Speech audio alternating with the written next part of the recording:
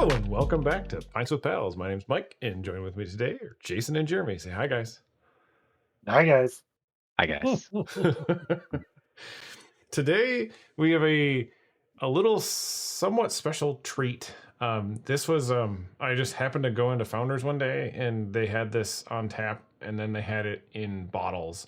So it is a barrel aged version of their Marvelroast. It was really good. It's 11%. This was bottled on 1/13/23, so it's a year old, at 11.1% ABV, or alcohol by volume. I have questions, but I'll wait. It's not. Yeah, it's not spilling over. I got my Founders Ooh. glass. It is for the better half, but still Founders.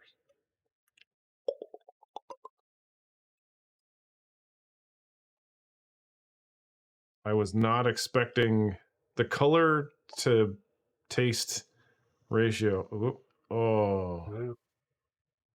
I saw the yeast at the bottom. That's what you're getting. yeah. Yeah, I It got went all the whoop, yeast whoop. in mine. Oh, gross. Um, It smells like chocolate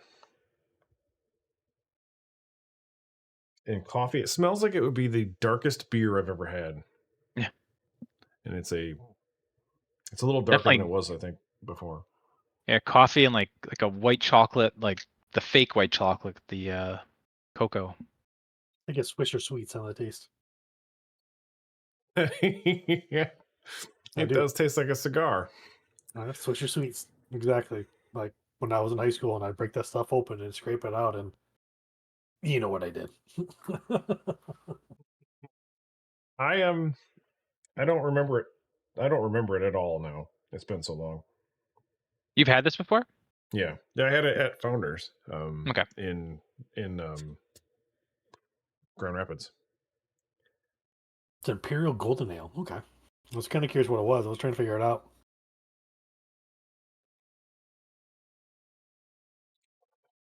It tastes kind of like Hershey's, like a Hershey's chocolate. Yeah. I don't hate it. No, my initial I'm impression is confused by definitely a sideways thumb. It was better at birth. I Founders. think that it's probably eaten a little bit more. I think it's went higher ABV probably, and broke down some of the It's flavors. kind of alcohol burn. Yeah. So I think that it's continued to ferment a little bit. Although it has no head at all. Mine had 0 head, so Yeah. that doesn't Mine's necessarily. very, very small. It's still... Yeah, I didn't pour the rest of it. I have a little bit in here. Yeah, I'm not afraid of the yeast.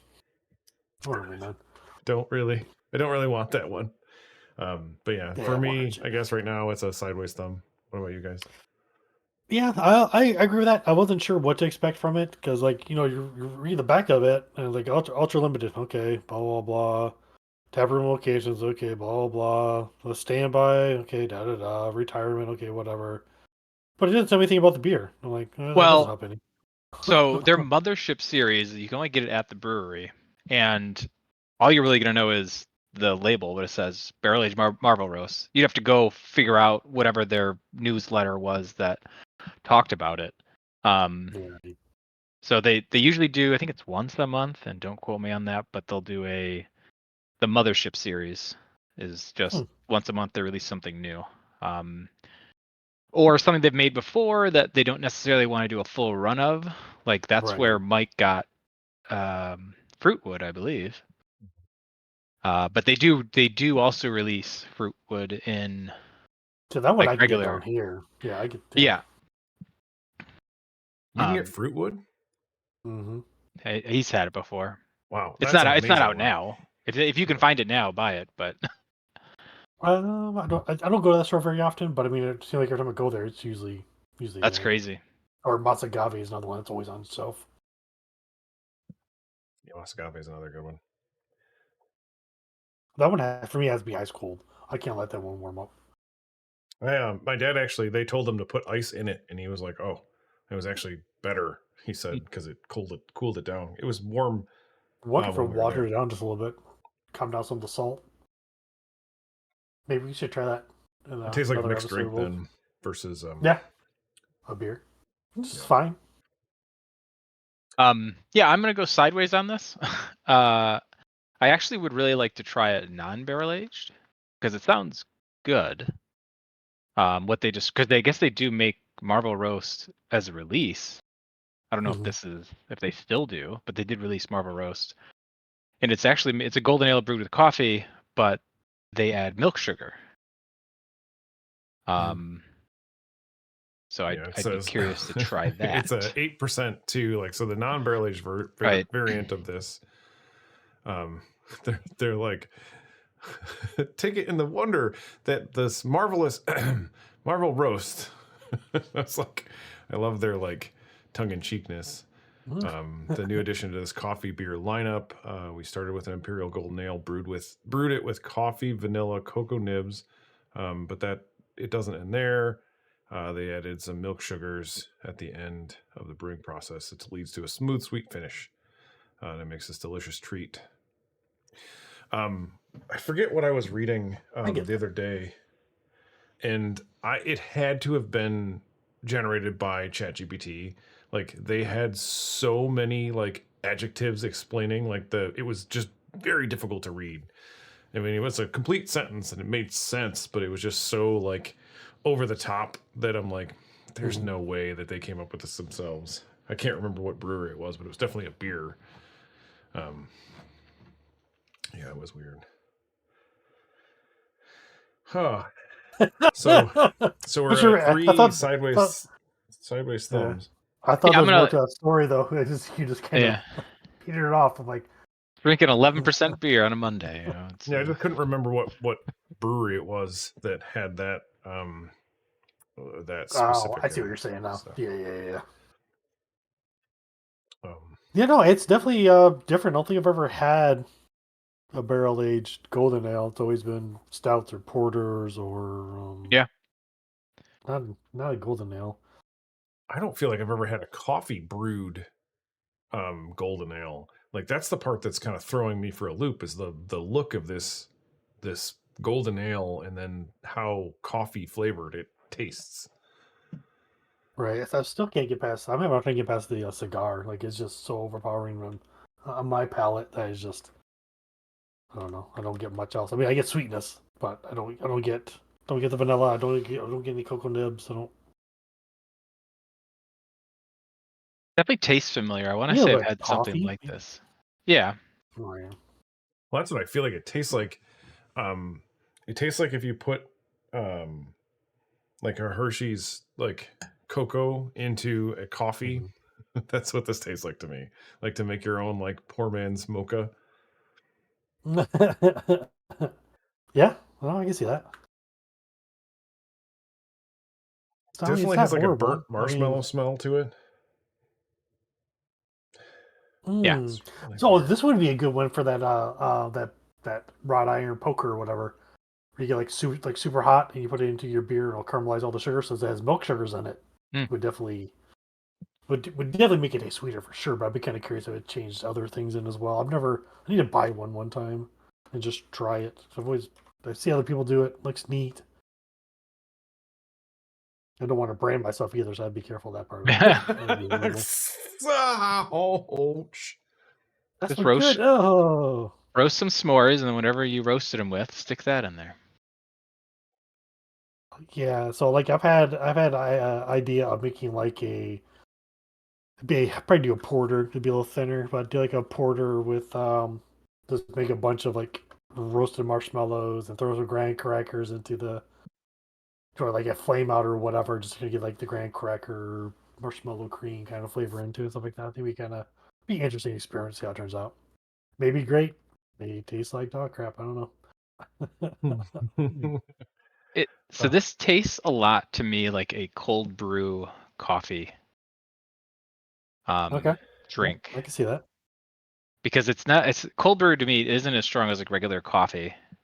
Right. So yeah, it's like I think Mikey said, a watered down coffee. It's I mean it's It's not bad. I wonder what difference they do when they bottle things versus like when they have them on tap. Like, do you think they bottle condition them, or do you think they fill them at whatever CO2 levels they're supposed to be at? That's a Like good question it's because I got a lot of yeast out of it, so I right. would almost think it was at least bottle conditioned for the most part, unless it's just a lot of weird sediment that looked like yeast when it came out. Because it was almost crystal clear at the.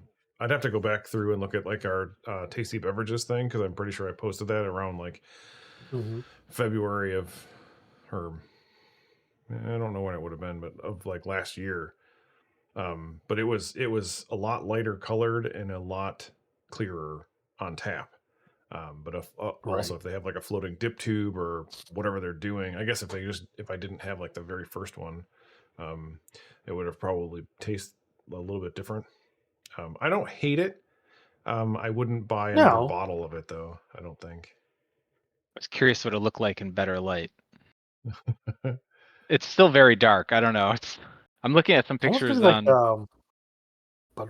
Budweiser, but The picture that they have on the Budweiser. Founders Co. for the Marvel Roast, the normal one, that's kind of what it looked like when I had it at the store or when I had it at the Hmm. brewery. It was very, very light. It was not hazy. It was like I was drinking. That's why I was like, I told you guys, I'm like, this is messing with my brain to like have the chocolate and coffee flavors within and like it looked like a pale ale. Not even there's not even pale. It just looked like it looked like a lager. Um, Mm-hmm. It's so almost like it, that black lager I had you try. yeah, the black lager that was like that color that was crystal clear. Yeah. Very confusing to my No, it's brain. crystal clear, but I mean, like it messed with your brain. Yeah, Like, this is a lager, but it's jet black. yeah, because that's what I would expected That's, this to taste like. mhm. It's definitely very coffee forward now that it's warmed up a little bit. I'm getting more and more coffee flavors out of it. Um, Yeah, I think Yeah. the cigar flavor has definitely gone away. I don't know if it's just degassing itself because it's pretty active carbonation. It's still, I can still see a crap ton of bubbles. It's just going yeah, at it. mine's doing nothing. Well, all the crap is like settled to the bottom, but there's no Yeah, I got all sorts of fun stuff going on. So I definitely get more. I guess I can get the coffee, iced coffee vibe a little bit. yeah, I A didn't little bit smoke vanilla. those cigars much. I tried them Those like Swisher Sweets. yeah, I tried them a few times. I like because the tip was flavored. It was coated. Yeah, Um that's what it reminded me of. The tip. uh just the tip, not the Yes, just the tips. Here we are. not the actual cigar flavor. Don't eat yellow snow. Don't run with scissors. Just tips. um Did you guys do anything fun this weekend, Jeremy?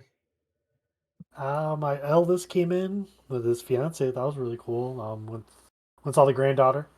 My eldest got to hold his niece for the first time. That was pretty exciting to see the terror in his face. He watches this. I'm gonna pick on him a little bit. No, but he did a good job overall. He really did. I think it was good practice to hold someone else's kid before you have your own. You have an idea of like what a baby feels like, and when they're that young, she's only like 2 weeks tomorrow, so like they don't do anything. They just kind of lay there. They may slowly move their arms over and slowly touch their face, but they don't do a whole lot. Eat, sleep, and poop. That's a baby's life for a little while, which is nice because you can cuddle all you want. Then you give it back when it starts whining just a little bit. Like I'm done. Here you go. Other than that, I worked on my creek and backyard. I may have talked about that in previous podcasts. Like it's so what happened was my neighbor decided to get some trees cut down, and when they cut down the trees, they didn't do a very good job. They fell into the creek, so now the water hits Oh. the tree and washes into my yard. And it has been washing away my yard. So I washed away all my topsoil for the most part. So I have a bowl in my backyard. So I went back there and I punched a hole underneath the tree because it was just gunked up with like bark and leaves and stuff like that. So I did all that yesterday. made the creek wider, so but it's more on the other side of the property, and so not so much on my side, I guess overall. And it seems to be working a little bit better, but yeah, it's pretty bad. I need to talk to my neighbor about how are we going to fix this? Because like How are my backyard is we useless. gonna fix this? Yes, yes. Because I can't use my backyard. I'm afraid to do anything back there. Because if I buy a bunch of fill dirt and sand and clay to level it all back out, and it rains again and hits a tree and washes it all away, that's just a waste of time and money. I would like to have a garden down there, but I don't know. Other than that, no, I had today off, which is great. It's nice Very having a day nice. off. I got to do a lot. How about you, Jason? It was the girlfriend's birthday, so we were kind of out all weekend. Happy birthday, girlfriend. Yeah. She said thanks. How young is she? 39. Oh. Yeah. It's all downhill. All downhill. Yes. Soon. Yeah, so we do. We went out with a bunch of her friends. Nice. Went to one brewery. It's called Bonafide. It's new. It was weird. It was like a speakeasy like that they were going for in there, but they were brewing everything. The first beer I had wasn't particularly good. It was a Pilsner, I believe. I had a second What was wrong beer. with it? Just didn't taste like anything. Okay. Maybe that's the point, but I don't know. And Some I people have sulfur. yeah, and then I don't remember the second beer I had. Not because I was drunk, but Wasted. and then I had a really good beer. We went out for dinner last night, and I've talked about it before. The brewery Lolev, which is in Lawrenceville in Pittsburgh, and had a really good like citrusy beer at a Mexican restaurant from them, and that was delicious. But yeah, that was pretty much it. There you go. How about you, Mike?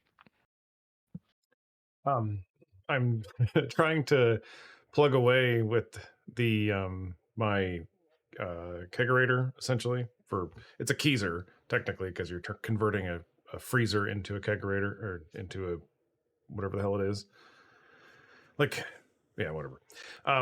So I glued some bits onto it, but it's like, okay, I got to hurry up and wait for stuff. It's like, okay, I glued 4 boards together. Mm-hmm. Now I have to wait like 10 hours for that to dry. So it's like, cool. Well, I did that. And while I was doing that, I'm like, when I measured it all out, I miscalculated. Well, I didn't miscalculate. The boards I was gluing to it were like whatever 1x2s, and then the plywood that I was using was supposed to be 1/4 of an inch. So when I glued 3 of them together, it was supposed to be 1.5 inches, which is what 1x2s, whatever. So the dimensions didn't add up. So I had like a little tiny bit of a hangover. A little bit of board hanging over. So I was going to use like the router to do it all, and then like I started to like do it. I was like, I was like, okay, I'm gonna buy a router table. So I kind of pooped myself a little bit. So I bought a router table for that, so I can kind of finish it. But while I was waiting once that dried, and while I was waiting for the router table to be delivered, I used some spray foam and then spray foamed because I basically made it a like a sandwich of like little tiny pieces, and then I have like holes in it so I could fill the center just to give it a little bit more protection against, I don't know, the like I really don't think it's going to make any difference, but I just had the stuff forever, so I was like, I'll just do it anyway. Right. So use it up. yeah, so I did that. I really want to get it done, but then after that, Angela and I like got into our closet and had probably 4 or 5 barrel aged beers. Most of them were cans, so they're like 12-ounce ones. They were really delicious. We started the night with the 2019 Zombie versus Vlad versus Shark. It was the very first time I'd ever tried Zombie versus Vlad versus Shark. It's made by Hailstorm. We went to the Fobab, and I was talking to the guy that was there and said that was what introduced me to their brewery. And he's like, I got one at home, and I'm like, all right. And that's the first time I traded beers for that, and it was really good. So we did that, and then we did a bunch That's cool. more Revolution stuff. We did some Mhm. Death by some dark mode, Death by cherries, Death by currants, and Death by raspberries. So we were kind of on Yeah. theme. Then It was you good. are dead. Yeah. They say Deeth, so I don't really know if it's supposed to be Deeth. It's DETH, and the guy's name is Deeth, that owns the brewery. So I'm thinking it's supposed to be Mhm. Deeth, but everybody calls it Death by because it's like Death by chocolate and that kind of stuff. And then there's Death's Tar or Deeth's Tar, DETH Tar. So I feel like we've talked about this before, but yeah, that's Yeah. what I did. Nice. Sound like a good time, man. Sound like a good time. Jeremy, did you have a recipe for something similar to this? Well, similar. It'd be very similar. So I threw together a golden ale recipe. So not imperial, just a regular golden ale recipe. 'Cause I just like golden ales. But that being said, it'd still be a pretty high ABV, I would think. It's still probably coming around like 7.5%, all said and done. But you start the grain build with 6 pounds of two row, 3 pounds of golden promise, and then like 1 pound of white wheat malt. Basically, the white wheat kind of gives it just a little more body, more texture on the mouth and stuff like that. So you wouldn't have to use as much milk sugars, I wouldn't think. You're going to use a couple different hops, and it seems like a lot of hops, but it really isn't. There's just more flavor and aroma hops. So at the very beginning, you're going to use like half an ounce of Cascade, which is just a pretty traditional hop to use in most beers. At 60 minutes, it's going to be your bittering agent. Another half ounce of Cascade and East King Golding. Again, that's just aroma and flavor for the most part from those. And then 1 ounce of Amarella Whirlpool. And basically, what Whirlpool is like you kill the heat and then you just either stir the crap out of the pot, or you get a pump that kind of goes that angle and just stirs the pot for you for the most part. And that you just do that for just a few minutes and not very long. So I guess the next question is like how are we going to impart vanilla and cocoa nibs into this? Well, I was thinking about this, and I would probably just cheat, and I would either just make a tincture. I would just throw in cocoa nibs and a vanilla bean into some vodka and just let it sit for a while and throw it in there, or really cheat and just buy the extract stuff and just pour it in. Maybe add a What little bit of milk sugar to give a little bit of little more sweetness to it, but hopefully the white wheat will add enough to you won't have to add a whole lot to it. Okay, so none of the hops or none of the hops would be coffee imparting. Not really, no. Okay. I guess if you wanted the coffee in there, I guess you could do a tincture of whatever your favorite, or just brew a coffee that you truly enjoy. Mine is cheap Folgers, so I you really could want to do probably that. I throw think in it'd be so like good to gallon do or a so. Folgers Imperial Stout with Yeah. Folgers. It's Everyone so I've messed talked up. to about a coffee whatever beer, that's just brew what you like, no matter what it is. Brew what you like. The only thing I would have a problem with is brewing like the really cheap bottom shelf coffees, just because how much oil that's already in those, Hmm. because you would Right. have no head retention, and you would probably have the oil slick on top of your beer, just like you would, like you do with some of the coffees that are just cheap coffees. So you go to a restaurant or whatever, then you could tell it's cheap to all the oil on top. You're like, yeah, I'm gonna have a fun time about 10 minutes from now. But yeah, so that's what I would do to make it. Wouldn't be exactly like this all because it's barrel aged, and like I've said many times, like barrel aging could be super costly, or you can just go the cheap route or cheat route. I won't say cheap, but cheat. Just buy the oak spirals or squares, whatever. Get them charred, char them yourself, soak them in whatever spirits of your choice, and dump that into the fermenter and let them sit for a while. Um.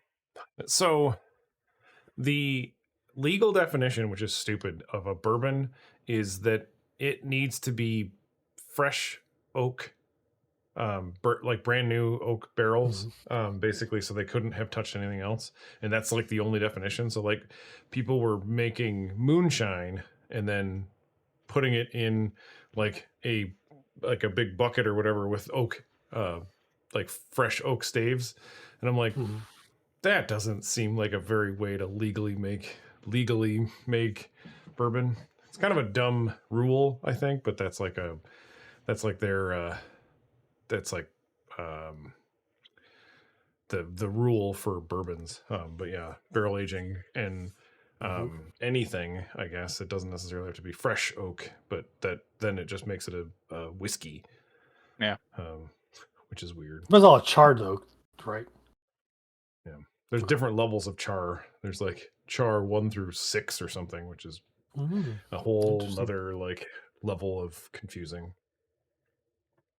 And then there's Stay finished tuned for bourbon. our bourbon podcast we're gonna start soon. Just kidding. Yeah, Kevin and I will do that. He really wants to. He says his friends, when he's watching people on YouTube, drink their bourbon at like 9 a.m. And I'm like, so are you drinking bourbon at 9 a.m.? He's like, not always.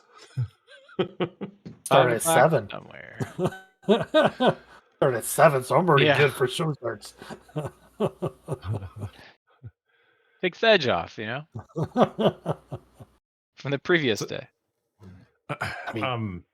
So Jeremy and I were talking before this, and we were discussing how he's currently brewing a beer, and his like invention is working its way, but it's either that something has caused it to kind of go off. And did you want to speak to that? Not off, but like the smell. I've never done a lager before, so I was kind of curious what stage it was kind of at. So I cracked open the lid a little bit, and I got this waft of rotting eggs. I'm like, ooh, that don't smell right. That's not right at all. So I put the lid back on and went to the old interwebs and started typing in some stuff and looking around. I'm like, so that's a very common off smell for lagers in general. As a sulfur, it's called sulfur something or something sulfur.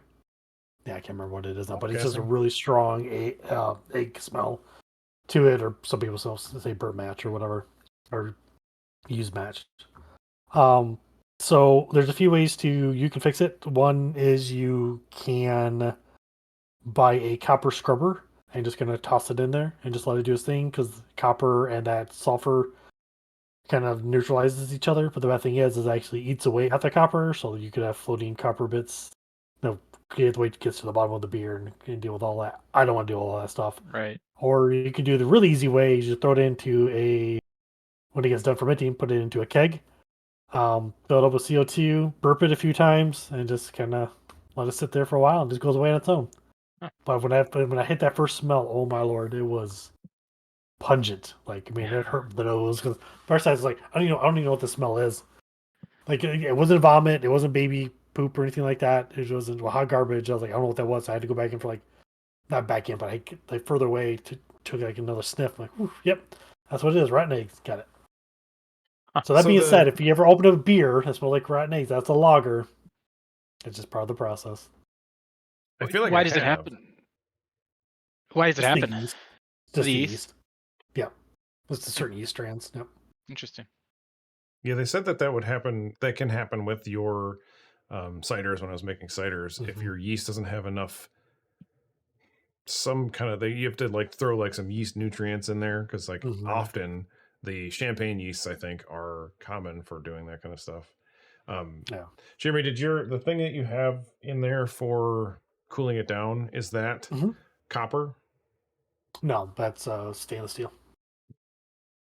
I was like, because that would suck if that were copper. Nope, that's stainless steel. Yeah, I spent a little bit of money on. No, it's a pretty cheap invention overall. It's like $20 some odd. All said and done. Works pretty well. Like I've only had to throw a little bit of ice into it every once in a while. Like, especially when it gets super active. Like, it didn't matter. Like how big the bucket was, how cold the keezer was. It just couldn't keep up that 55 degrees. It just kept creeping up, and it got like 57. I was like, all right, let's throw some ice in there. And once I did that, it was good for like a couple of days, and then they get active again to start going. You can see the bubbler just popping up and down, and then you see the temperature rising. And like, oh, throw a bit of ice in there, it's fine. But it's been fine for the last few days, so I think it's almost done. think I'll give a few more days before I transfer it over to the CAG and finish it off that way for the next couple weeks. Let it kind of sit there, do its thing. One thing I was talking to Mike about is it's kind of cloudy because I drew a sample yesterday just to get a gravity reading. It's really cloudy still, so I'm hoping with the cold crashing it will take care of a lot of those proteins and drop it out. But if that doesn't work, I get to experiment with using clear gelatin or buying some biofine. So basically, that just clears the beer to like a nice crisp lager should look like. So I'm hoping I don't have to do that. So I really hate to add more stuff to it, but it'd be a fun little experiment one way or the other. So Cool. Cool. Yeah, I was looking, or I was wondering how it was going, and mm-hmm. it seems stressful, but also cool at the same It time. is. Science. It's Because science. everything's new. Everything's new. I've never done a logger. I've never had a temperature control system. That's just adding more variables to it, and people know that homebrew or program like adding more variables is something doesn't always fix it. So Cool. What do you guys feel like after it's warmed up? What are your thoughts? I'm gonna go with a an asterisk sideways thumb still. I would definitely still buy this at or get it if I went to Founders, but I wouldn't buy a take home one. I agree. I think mine's the same sideways as well. I would like to try it off the tap. I think it probably would do better. I mean, because like you said, it's a year old, but I don't know if that really matters a whole lot. But it'd be kind of interesting to see what a fresher one tastes like. I'd have it in a flight again. I don't know that I'd want. Like, I'm struggling to chew through this. I don't know that I'd want. Yeah, I wouldn't buy it in a 6-pack. If I got it in a multi-pack or something, sure. And yeah, I have it in a flight because then you just get like a 4-ounce pour, and that's manageable. But it's a lot. It's also 77 degrees here, and I'm drinking a barrel-aged beer, so maybe that's part of the problem. Yeah. We really lost out on winter. We were trying Right. to have like 4 or 5 more barrel aged beers to get through, and it's not happening. It might.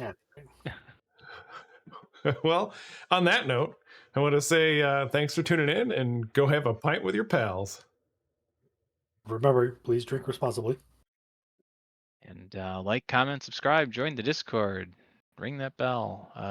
Let us know what we should drink next. Where's the funky music at? It was in my soul, though. Cheers. Cheers.